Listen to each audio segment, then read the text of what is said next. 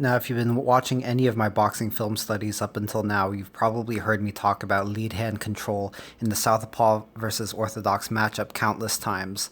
The boxing greats all used forms of control in the ring, but lead hand control in opposite stance matchups is important because the lead hand of each fighter is lined up directly with one another. The lead hand is the fighter's first line of defense, so if you can take control of your opponent's first line of defense, you have a much easier time landing punches. Now I want to explain how exactly you take control of your opponent's lead hand. Typically this is done by simply placing your lead hand on top of your opponent's lead hand, almost like how you would parry a punch. The thing is, when both fighters are trying to accomplish this, one fighter must deceive the other first in order to win the battle of the lead hand. Watch how Inoue uses rhythm manipulation in conjunction with lead hand control to set up this killing blow on Payano. Alright, so watch here. Inoue is going to reach out and touch the lead hand once. He's going to reach out and touch it again.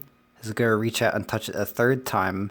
But you notice here that when he's reaching out and touching the lead hand and trying to get that lead hand control, Payano is also reaching out and trying to do the same thing. And you also notice that Inoue is doing this at a very predictable rhythm. He goes touch, touch, touch. Well, watch here what happens this time. He's going to feint the touch, and notice how Payano also reaches out at that same rhythm. He reaches out and touches nothing. So Inoue has noticed something. He's going to feint again to touch out, and you notice Payano reaches out to touch again, and that gives Inoue the clue to shoot this 1-2 as soon as Payano expects Inoue to reach out with the lead hand again. You see, the thing is, when you move in a predictable rhythm, you condition your opponent to also move at that rhythm.